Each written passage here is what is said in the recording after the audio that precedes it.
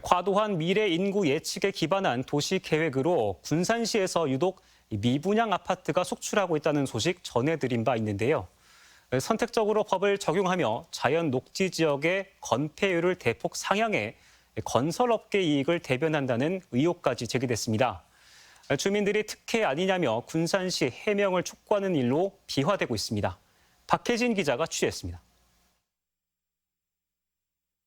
테라스하우스 신축공사 건폐율 완화 결정은 위법하다. 당장 처리하라. 군산 시민들이 시청 앞에 모여 규탄 시위를 벌입니다. 지역민들의 안식처로 오래도록 규제의 대상이던 음파호수 주변에 난개발이 우려된다는 지적입니다. 자연 녹지 지역에 아파트를 건축하는데 건폐율을 완화 승인한 것은 시민들에게 돌아가야 할 공공의 이익을 저버리고 사업자의 이익만을 위한 승인입니다. 수려한 자연경관과 산책로로 유명한 음파호수공원. 호수가 한눈에 들어오는 최고의 조망권을 갖춘 호수 바로 앞 대지에 테라스 연립주택이 들어설 예정이기 때문입니다.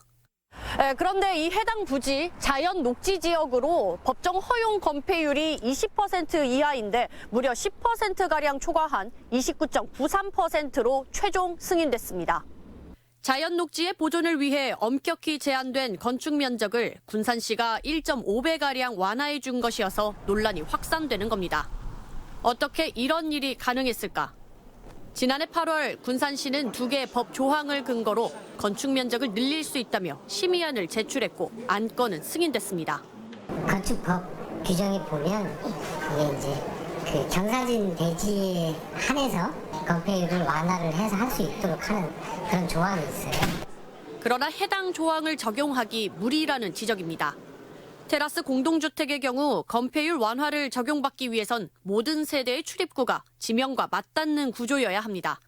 그런데 해당 설계를 보면 소수 세대의 출입구만 지명과 닿아 있을 뿐 나머지는 계단 등을 통해 출입할 수 있는 구조이기 때문입니다. 건설사로부터 부지를 기부받으면 건폐율을 최대 1.5배까지 완화할 수 있다는 또 다른 조항을 적용하는 건 역시 특혜성이라는 말이 나오고 있습니다. 법에 명시된 산정 방식에 의하면 실제 완화된 건폐율 9.93%를 추가 확보하려면 건설사는 총 1만 6천여 제곱미터의 부지를 기부해야 합니다. 하지만 군산시가 받아온 부지는 겨우 700여 제곱미터. 결국 건설사가 9,800여 제곱미터의 최대 건축 면적을 확보한 반면 군산시는 녹지 보존은커녕 부지도 제대로 받지 않았다는 지적입니다. 완화시켜 주시면 거기에 상응하는 기부 체납을 받아야 되는데 그것을 시민들한테 돌려줘야 되는데 그렇지 않았기 때문에 이것은 특혜다.